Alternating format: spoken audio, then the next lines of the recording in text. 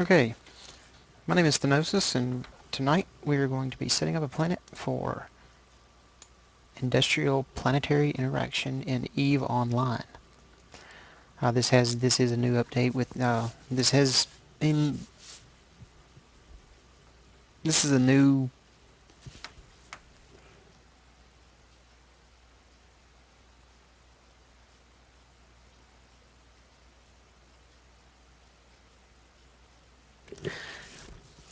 this is a new thing that they have just recently brought out in the game in maybe the last couple of years.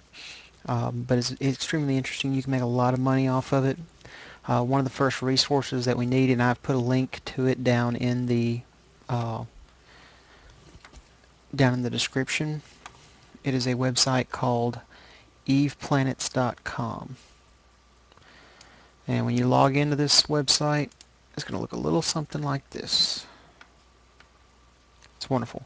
You can go through planets, your schemas, which is basically your blueprints for each one of the different things that you can make, your resources. That's all of the stuff that you actually is all your tier 1 stuff. That's all that. You can check your planets. You can see what stuff you can make on each one of your different planets. Your temperate planets. You have to have a mixture of different planets to be able to make any kind of T4 stuff, which is everything from broadcast node to a nanite repair paste. To be able to make that, though, you have to use different planets. Alright, I already have set up here the planet we're going to be doing tonight, which is a lava planet, and we'll be working on the second part of smart fab units. Now, the first thing you need are non-CS crystals and felsic magma. Second things is chiral structures and silicon, which will be combined into miniature electronics. And then you'll combine construction blocks and miniature electronics to make smart fab units. So while I've already set up a command center on this planet, because as you notice, if you look in the top left corner of the screen, I am currently in nullsec. I am in a position to where if this person here or this person here were to come flying up to my ship while I was out in space setting down this, they could blow it up. So I've already put it on planet. I don't have to worry about doing that. Just remember, you have to be in space to set down a command center. Right here, right above extractor control units, you will see a command center option for command centers right here. You can put in, you scan for somewhere in between what you like. So I put mine in between the felsic magma and the non-CS crystals. Alright, first thing you're going to need to do, upgrade. You've got to upgrade it. If you don't, you're not going to have enough power, or you're not going to have enough power grid or CPU to do anything on planet.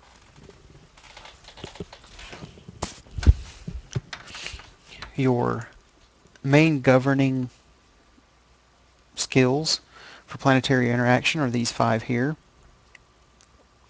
To be able to use more than a single planet, you must train interplanetary consolidation. To be able to upgrade your command center higher, you must use command center upgrades. Your advanced planetology, it just increases the resolution of resource data. It's to help you scan the planets a little better. You can figure out a lot easier exactly where everything is that you need. So first thing we're going to do is check our site. We need non-CS crystals and felsic magma. So our extractor control units, the first one, non-CS crystals. Best place to put it is actually try to keep it as close as you can to your command center. It'll use less CPU and power grid, but you want to try and keep a red area such as this, because if you notice on the scans, the red means there's more. So you want to try and keep a red area inside of it, and you want to try and get it as close to that as you can as well. So right there, it uses very little power and CPU. You're going to have another extractor control unit that you'll want. This one is going to go for felsic magma, which you notice is right here. So this one we may have to build just a little farther away than what we might like. So you see this one, or we could just build it right next to it and we still have some red area. It just depends, but this area right here, unless you were planning on like a full planetary scale op and you had these little areas like this will be just enough to produce what you need to produce. So you can actually get this pretty close as well and not have to have it all far away. Alright, so now that you have them down, first thing you'll need to do is zoom in a little bit so you can see better. Okay, here's the fun part. You make your links. You have to have your links. If you don't have your links, you can't play golf. Now, if you don't have your links, you can't send anything back and forth between your different your extractor units and your storage facilities and your spaceports or anything. You can't send anything anywhere. So the next thing we want to do is, before we do the links actually, we want to lay down a storage facility and a spaceport. You have to have these both. If you don't have a storage facility, you can't store any of your stuff. If you don't have a spaceport, you can't send it back up. You can with your command center, but it can only send 500 meters cubed, whereas your spaceport can send over 10,000. So you want to have a spaceport, especially if you plan on making a lot of money.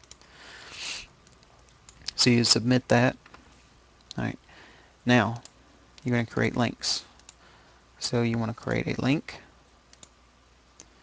between your extractor units and your storage facility. This little box, edits pending. If you don't click submit here and you just hit the X to leave planet mode, or you hit cancel, it'll cancel that out and you'll end up have actually spent no ISK and nothing will actually have happened on your planet. So always remember, hit submit if you really want to do what you're trying to do. Make sure you have a link in between your spaceport and your storage facility. And now to make what we were talking about a minute ago on our Eve planets, to make the miniature electronics, we're going to have 3 advanced, or we're going to have 2 basic facilities and an advanced facility. So we want to take this and we want to go to our processors, basic industry facility.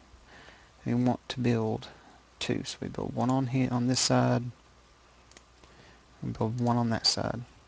And then you lay down your advanced. And you don't have to put it there. You can say, I don't want it. I don't want it there. Alright, so then you can say, okay, well I want it a little closer to my actual storage facility. So you can put it right there. Submit. Okay.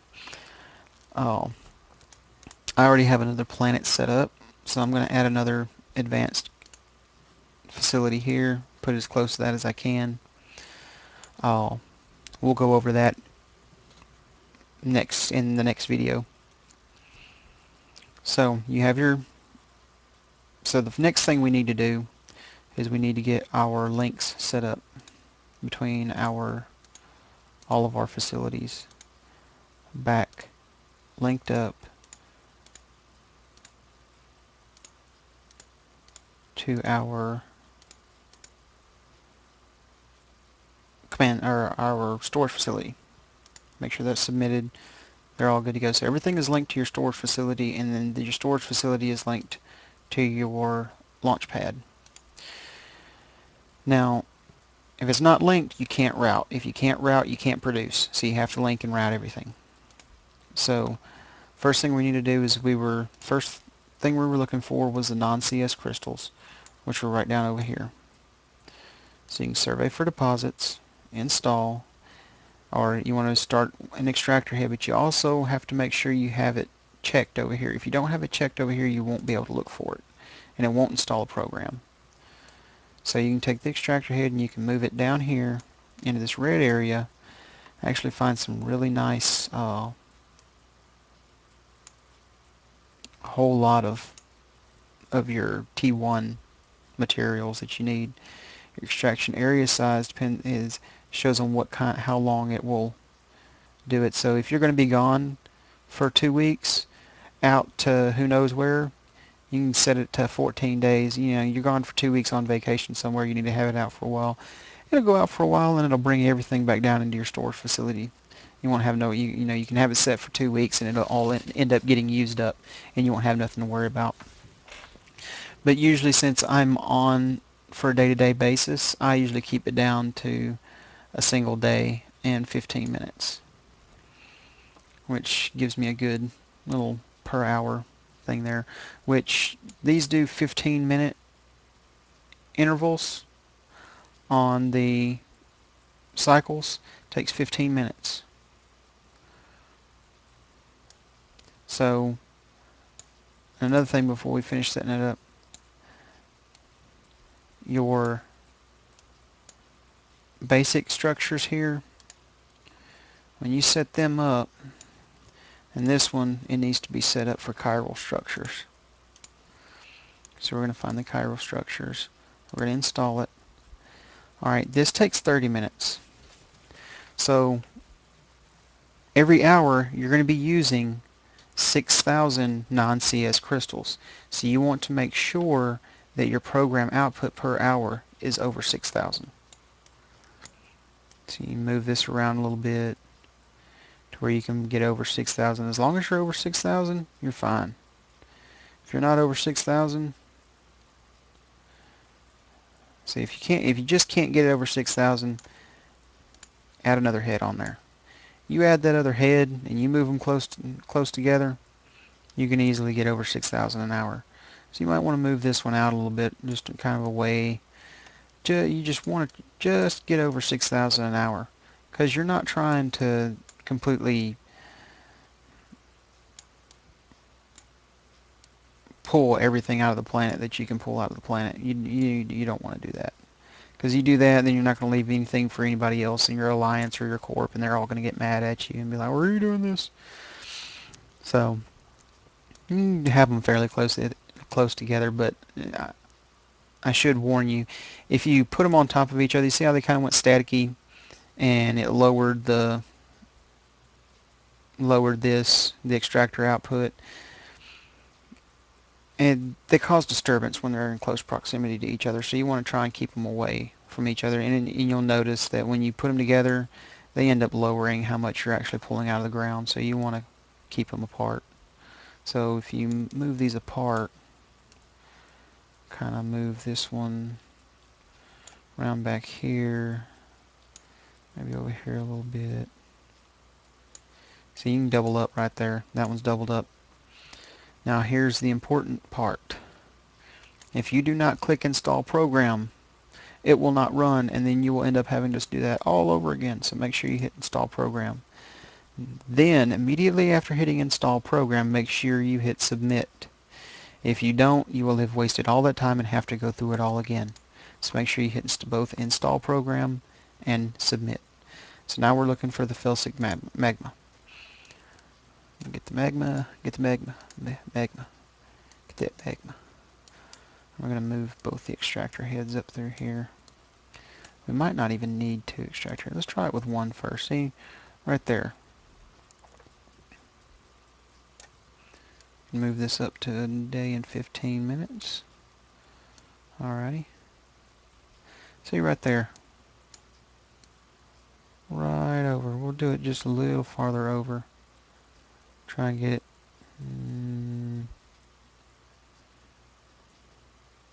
See, right there. Try and get it just as close to 300 as we can get it. 290, there we go. There, see? Now we've got over 6,000 units per hour. So then you install it, submit, there you go. Now your basic facilities won't run out, and they won't end up getting overfed basically.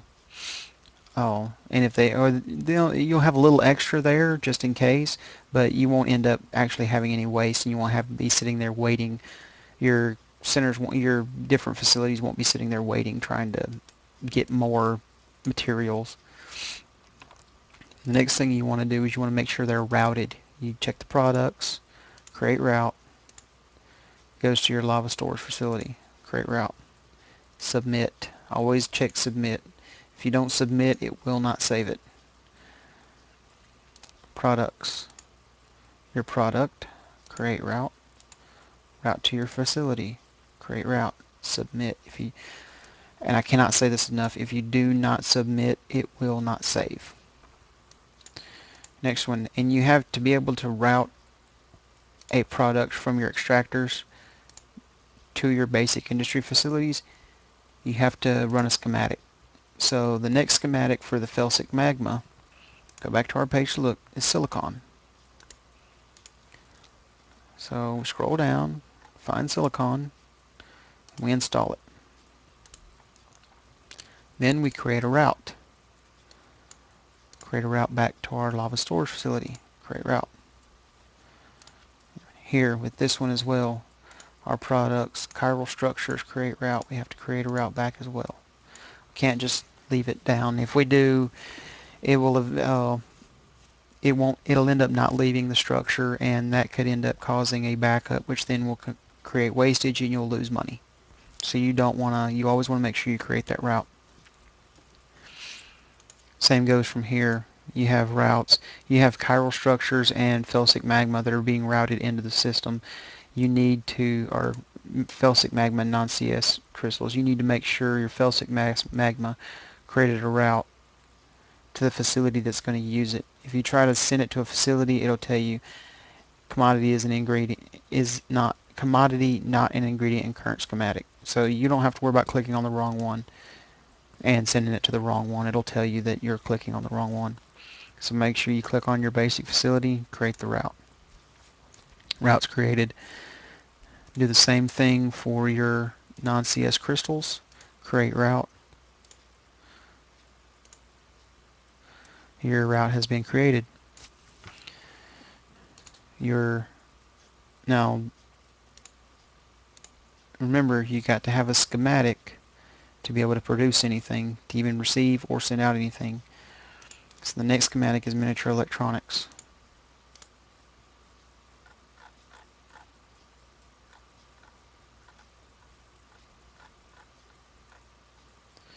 Find the miniature electronics.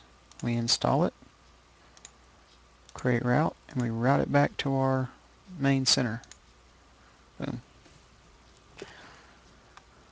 And we make sure to, you see the routes, you see what this needs, chiral structures and silicone.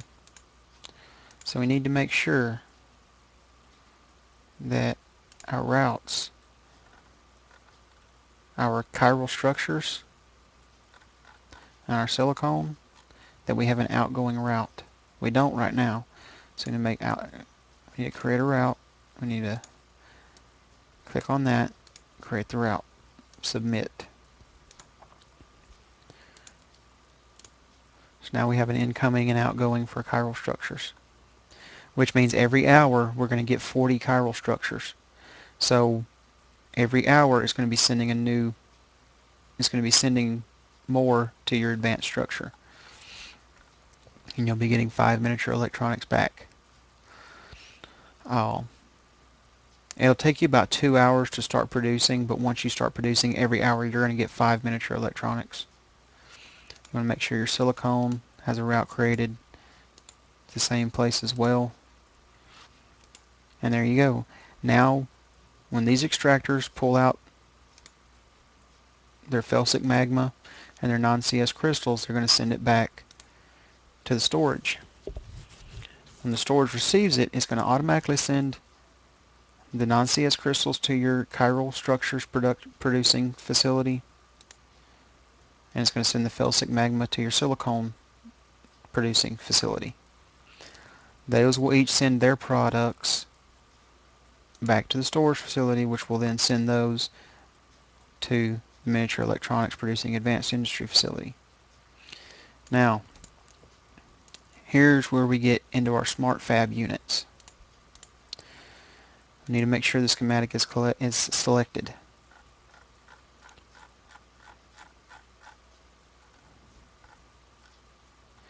Smart Fab units.